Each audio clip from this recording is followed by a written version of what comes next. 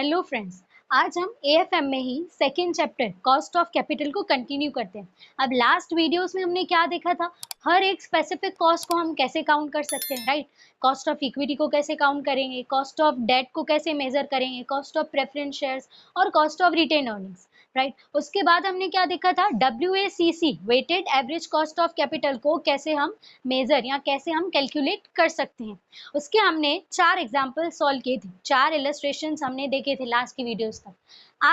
आज के वीडियो में हम एक अलग एग्जाम्पल देखते हैं। 5th क्वेश्चन हम देखें, ठीक है, जहां पर लिखा हुआ है ABC limited has the following structure. तो एक कंपनी का ये फॉलोइंग स्ट्रक्चर कैपिटल स्ट्रक्चर है, जहां पर पर्टिकुलर्स में इक्विटी शेयर्स, प्रेफरेंस शेयर्स और डिबेंचर्स के बारे में बताया हुआ है, राइट, और उनकी अमाउंट भी दी हुई है।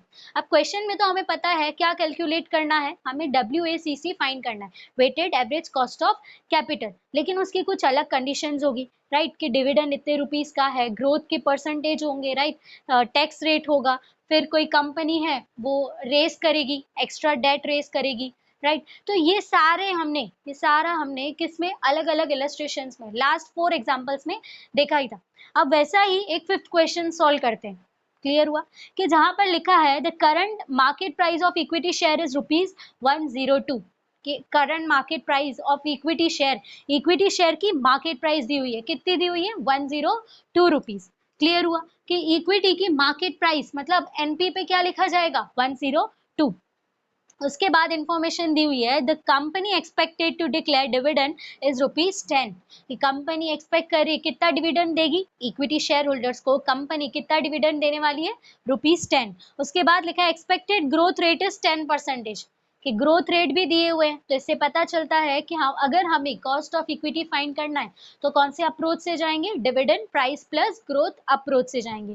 फिर लिखा है applicable tax rate will be 50%, मतलब टैक्स रेट भी ऑलरेडी प्रोवाइडेड है। अब जैसे लास्ट क्वेश्चंस में हमने ऑप्शन 1, 2 करके सॉल्व किया था, इसमें भी ऑप्शन 1 में यही है कि calculate WACC on existing capital structure, मतलब ये इंफॉर्मेशन जितनी दी हुई है, यहाँ तक इंफॉर्मेशन जितनी दी हुई है उसके हिसाब से, उसके अकॉर्डिंगली हमें WACC weighted average cost of capital find करना है। तो फाइंड करते हैं कि ऑप्शन वन में कि क्या फाइंड करेंगे, पहले इक्विटी शेयर, ठीक है, कि equity share cost of equity capital को फाइंड करते हैं, कि जिसमें हमें पता है मार्केट प्राइस कितनी दी हुई है, ₹102 मार्केट प्राइस दी हुई है 102, लेकिन मार्केट प्राइस तो हम बाद में सॉल्व करेंगे। पहले क्वेश्चन में दिया हुआ था कि पर्टिकुलर्स में इक्विटी शेयर्स जो है 100 rupees each, right, 100 rupees each. तो पहले बुक वैल्यू लिखी जाएगी, उसके बाद मार्केट प्राइस रख के हम इक्विटी शेयर जो है या तो फिर WACC जो है हम वो फाइंड करेंगे। तो पहले क्या करना है, पहले हमें 100 रुपीज ईच यहाँ पे दिया हुआ है, तो हम एनपी पे पहले ऑप्शन में ही हम एनपी पे पहले 100 रुपीज लिखेंगे, राइट। कि KE अगर देखें कॉस्ट ऑफ इक्विटी, जैसे हम बोलते हैं KE, कि KE की फॉर्मूला क्या आती है, D/NP प्लस G इंटू 100, कि अगर क्वेश्चन में ग्रोथ के बारे में मेंशन किया गया है, ठीक है, अगर कोई भी क्वेश्चन में ग्रोथ के बारे में मेंशन किया जाए और बोला जाए कि equity cost of equity find करना है, तो ये वाली फॉर्मूला लगेगी। क्लियर हुआ कि जहां पर डिविडेंड, क्वेश्चन में डिविडेंड कितना बताया है कि डिविडेंड इज ₹10, ठीक है, तो डी पे क्या लिखा जाएगा, डी पे लिखा जाएगा ₹10। और एनपी पे क्या लिखेंगे हम, एनपी पे मैंने जैसे बोला बुक वैल्यू पे काउंट करना है, ये इंटू 100 और राइट, सॉरी, पहले हमें क्या करना है, ग्रोथ के परसेंटेज को प्लस करेंगे। ग्रोथ के कितने परसेंटेज दिए हुए हैं, 10%, राइट। क्वेश्चन में ऑलरेडी ग्रोथ के परसेंटेज बताए गए हैं कि एक्सपेक्टेड ग्रोथ रेट इज 10%, तो प्लस जी किया जाएगा, +10 और अगेन इंटू 100। अब इसे जब सॉल्व करेंगे तो हमारा आंसर जो है वो आएगा 20%, राइट, क्या आएगा, 20%, मतलब कॉस्ट ऑफ इक्विटी हमें मिल गया 20%। अब ये ध्यान रखना है कि ये जो हम सॉल्व कर रहे हैं ये किसके अकॉर्डिंग सॉल्व कर रहे हैं, बुक वैल्यू के अकॉर्डिंग, राइट, कि इक्विटी जो हम निकाल रहे हैं ये किसके अकॉर्डिंग निकाल रहे हैं, बुक वैल्यू के अकॉर्डिंग निकाल रहे हैं। फिर उसके बाद क्या सॉल्व करना है, debentures, sorry preference shares find कर लेते हैं कि प्रेफरेंस शेयर्स है, राइट, तो प्रेफरेंस शेयर्स अगर फाइंड करना हो, ठीक है, क्या है, सेकेंड हमें फाइंड करना है कॉस्ट ऑफ प्रेफरेंस शेयर्स, जिसे हम KP भी बोल सकते हैं। इसकी फॉर्मूला भी हमें पता है DP/NP इंटू 100, कि जहां पर DP पे क्या लिखा जाएगा, ये परसेंटेज जो क्वेश्चन में मेंशन किए गए हैं ये परसेंटेज लिखे जाएंगे 10, और एनपी पे लिखा हुआ है क्वेश्चन में, ऑलरेडी प्रोवाइडेड है कि ₹100 ईच, कितने रुपीस का है 100 ईच, तो यहाँ पे लिखा जाएगा 100 और ये इंटू 100। अब इसे जब सॉल्व करेंगे तो हमारा आंसर आएगा 10%। मतलब कॉस्ट ऑफ प्रेफरेंस शेयर्स हमें कितना मिला 10%। अब थर्ड लास्ट हमें क्या फाइंड करना है, कॉस्ट किसका, कॉस्ट डिबेंचर्स का। ठीक है, उसकी फॉर्मूला तो हमें पता ही है कि थर्ड हमें क्या फाइंड करना है, के डी, कॉस्ट ऑफ डिबेंचर्स। उसकी फॉर्मूला क्या आती है, 1R minus T, 1R minus T, जहां पर R पे हम क्या लिखेंगे, sorry R1 minus T, right, कि के डी कॉस्ट ऑफ डेट की फॉर्मूला आती है R1 माइनस टी, कि जहां पर R पे क्या लिखा जाएगा, R पे ये जो क्वेश्चन में परसेंटेज मेंशन्ड है, राइट, ये परसेंटेज जो दिए हुए हैं ये यहाँ लिखेंगे हम R पे 11, राइट, और 1 टी पे क्या लिखते हैं, टैक्स रेट, टी पे क्या लिखा जाएगा, टैक्स रेट, तो ये 50 है। जब 50 जो परसेंटेज में दिए हुए हैं 50 डिवाइड बाय 100, तो यहाँ क्या हो जाएगा 0.5। अब जब इसे सॉल्व करेंगे तो हमारा आंसर आएगा 5.5। ठीक है, 5.5%। कि जैसे हमें के ई कॉस्ट ऑफ इक्विटी क्या मिला, कॉस्ट ऑफ इक्विटी हमें मिला 20%, right, then cost of preference shares हमें मिला 10%, और थर्ड हमें डिबेंचर्स के बारे में बताया गया था क्वेश्चन में, तो कॉस्ट ऑफ डिबेंचर्स हमें कितना मिला 5.5%। अब जैसे हमें पता है कि हमें क्या कैलकुलेट करना है, WACC, weighted average cost of capital, weighted average cost of capital find करना है, तो उसकी फॉर्मूला आती है। अब हमें सारे कॉस्ट मिल गए, ये अब कॉस्ट को ये अमाउंट से क्या किया जाएगा, मल्टीप्लाई किया जाएगा। जब ये कॉस्ट, डिफरेंट कॉस्ट जो है, जैसे कॉस्ट ऑफ इक्विटी है 20% इंटू 4 लाख, जब हम करेंगे तो हमें क्या मिलेगा, एक्सडब्ल्यू मिलेगा, राइट। तो वो टेबल बना के हमें क्या फाइंड करना है, क्या फाइंड करना है, WACC हमें फाइंड करना है। जैसे हमें ऑप्शन 1 में बोला था कि calculate WACC on existing capital structure, मतलब ये इंफॉर्मेशन के बेसिस पे, ये इंफॉर्मेशन के अकॉर्डिंग हमें WACC फाइंड करना है, कैलकुलेट करना है, राइट। तो हमने हर एक का इंडिविजुअल स्पेसिफिक कॉस्ट निकाल दिया। कॉस्ट ऑफ इक्विटी जब हमने फाइंड किया तो हमें 20% मिला, राइट। फिर preference shares, cost of preference shares मतलब KP हमने जब फाइंड किया तो हमें 10% मिला, और KD कॉस्ट ऑफ डिबेंचर्स जब हमने फाइंड किया तो 5.5% मिला। अब क्या करना है, ये टेबल बनानी है कि statement showing calculation of overall cost, के ये ओवरऑल कॉस्ट की कैलकुलेशन यहाँ पर बताई गई, कि जहां पर इक्विटी जो है, जहां पर अगर मुझे वेटेड कॉस्ट, हमें पता है कि वेटेड कॉस्ट क्या होता है, XW, राइट, XW होता है, कि जहां पर वेटेड कॉस्ट अगर फाइंड करना है हर एक का इंडिविजुअल, इक्विटी का weighted cost, right, preference shares का और डिबेंचर्स का भी वेटेड कॉस्ट जो फाइंड करना है वो कैसे मिलेगा, ये अमाउंट का मल्टीप्लाई किया जाएगा ये कॉस्ट परसेंटेज से। ठीक है, अमाउंट का मल्टीप्लाई किया जाएगा कॉस्ट परसेंटेज से, कि जहां पर 4 लाख इंटू 20% करेंगे तो आंसर क्या आएगा 80,000। देन 1 लाख इंटू 10% करेंगे तो क्या आएगा 10,000। फिर लास्ट क्या दिया हुआ है, डिबेंचर्स के 5 लाख इंटू 5.5% करेंगे तो क्या आंसर आएगा 27,500। और इन सब का टोटल हमें क्या मिलेगा, जैसे मुझे पता है वेटेड कॉस्ट क्या होता है, XW, वेटेड कॉस्ट क्या होता है, XW, तो ये जो मुझे मिलेगा इन सब का टोटल करना है 80,000 प्लस 10,000 प्लस 27,500, इन सब का जब टोटल करेंगे तो आंसर आएगा 1,17,500। तो ये जो मेरा आंसर आया, राइट, ये जो टोटल आया ये क्या है, सिग्मा XW, राइट, कि KO weighted average cost of capital में, ठीक है, ऊपर जो लिखते हैं हम सिग्मा XW, क्या आएगा यहाँ पर, इसका टोटल 1,17,500, यहाँ पे लिखा जाएगा 1,17,500। अब सिग्मा W पे क्या लिखते हैं, पता ही है कि टोटल वेट जो है अमाउंट 4 + 1 + 5 कितना हो जाएगा 10 लाख हो जाएगा, राइट। तो टोटल वेट मतलब सिग्मा W पे लिखा जाएगा 10 लाख, राइट, इनटू 100। अब जब इसे सॉल्व करेंगे, इसे जब कैलकुलेट करेंगे तो हमारा आंसर आएगा 11.75%। मतलब जैसे हमें क्वेश्चन में बोला था कि इतने इंफॉर्मेशन के अकॉर्डिंग, ये जो इंफॉर्मेशन प्रोवाइडेड है इसके अकॉर्डिंग अगर हमें calculate WACC, right, weighted average cost of capital find करना है तो उसका आंसर हमारा कितना आया 11.75। लेकिन याद रखना ये कब आया, जब हमने बुक वैल्यू यूज की, ठीक है, कॉस्ट ऑफ इक्विटी में बुक वैल्यू यूज की, तब हमारा weighted average cost of capital कितना आया 11.75%। अब क्या करना है नेक्स्ट स्टेप में, ठीक है, नेक्स्ट स्टेप में हमें ये करना है कि इक्विटी शेयर पे एनपी की जगह, जैसे पहले हम 100 लिखते थे, अब एनपी पे 100 की जगह क्या लिखा जाएगा 102 रुपीज। ठीक है, अब 102 रुपीज अगर लिखेंगे एनपी पे तो हमारा वेटेड कॉस्ट ऑफ कैपिटल कितना आता है वो फाइंड करके देखते हैं। तो जैसे हमने के ई, ठीक है, कॉस्ट ऑफ इक्विटी हमने फाइंड किया बुक वैल्यू के रख के, ठीक है, बुक वैल्यू पे हमने कॉस्ट ऑफ इक्विटी फाइंड किया। अब क्या करना है मार्केट प्राइस पे रख के, ठीक है, एनपी पे क्या लिखा जाएगा 102। तो अगर कॉस्ट ऑफ इक्विटी फाइंड करें, कॉस्ट ऑफ इक्विटी की क्या फॉर्मूला आती है, D upon NP plus growth into 100, कि जहां पर डी जो है डिविडेंड जो है वो थोड़ी चेंज होगा, डिविडेंड कितना दिया हुआ है ₹10, तो यहाँ पर 10 लिखा जाएगा डिविडेंड की जगह। अब एनपी पे हम लिखेंगे 102 रुपीज, राइट। अब एनपी पे क्या लिखा जाएगा मार्केट प्राइस की वैल्यू जो दी हुई है, क्लियर हुआ कि market price of equity share is ₹102, तो मार्केट प्राइस पे क्या लिखेंगे, ठीक है, मतलब सॉरी एनपी पे क्या लिखा जाएगा मार्केट प्राइस लिखा जाएगा, तो एनपी पे हम लिखेंगे 102 और ग्रोथ रेट जो है वो भी सेम रहेगा, कितने दिए हुए हैं +10% इंटू 100।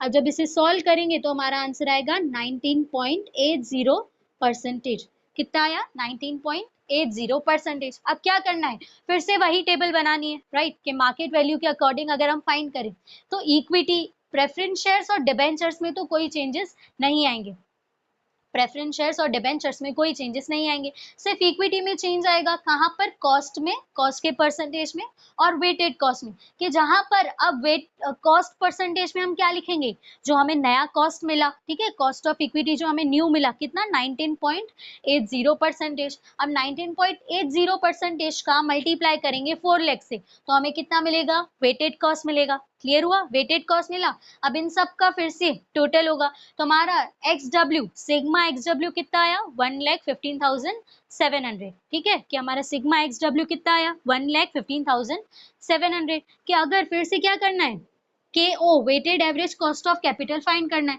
कि ऊपर क्या लिखेंगे sigma XW divide by sigma W into 100, कि जहां पर XW पे, ठीक है, सिग्मा XW पे ये लिखा जाएगा टोटल 1,15,700 और टोटल वेट थोड़ी ना चेंज हुआ, राइट, टोटल वेट में तो कोई डिफरेंस आया ही नहीं, तो टोटल वेट मतलब सिग्मा W पे लिखा जाएगा 10 लाख रुपीस और इंटू 100। तो इसे जब सॉल्व करेंगे तो हमारा आंसर आएगा 11.57%। कितना आएगा 11.57%। अब देखो जैसे हमने ऑप्शन 1 सॉल्व कर लिया, ठीक है, कि जहां पर हमने बुक वैल्यू के अकॉर्डिंग भी सॉल्व किया और मार्केट प्राइस जो दी हुई थी इक्विटी शेयर की वो भी सॉल्व किया। अब कैसे करना है, अब ऑप्शन 2 पे जाते हैं, क्लियर हुआ। तो जैसे हमने ऑप्शन 1 सॉल्व कर लिया, अब ऑप्शन 2 की तरफ जाएं, वहां लिखा है assuming that company raise ₹3 lakh at 10% debenture, ठीक है, रेट भी दिया हुआ है और कंपनी एक्स्ट्रा कैपिटल स्ट्रक्चर में डिबेंचर्स जो है या तो फिर डेट कितने लेके आ रही है ₹3 लाख। आगे लिखा है फाइंड आउट न्यू WACC, ठीक है, अब क्या करना है नया weighted average cost of capital find करना है, लेकिन और भी चीजें दी हुई है उसी के अंदर। वही ऑप्शन 2 में लिखा है कि डिविडेंड इंक्रीज फ्रॉम ₹10 to 12, कि पहले डिविडेंड ₹10 था, यहाँ पर मेंशन था कि डिविडेंड कितना दिया हुआ था 10, लेकिन अभी डिविडेंड कितना है कि 10 to 12। जब कंपनी 3 लाख एक्स्ट्रा लेकर आई, ठीक है, 3 लाख रुपीस का फंड रेस किया, क्लियर हुआ, तो पहले डिविडेंड ₹10 था लेकिन अब कंपनी ने अपना डिविडेंड बढ़ा दिया, ठीक है, कितना कर दिया 12 रुपीज कर दिया। फिर नीचे लिखा है growth rate reduce from 10 to 8%।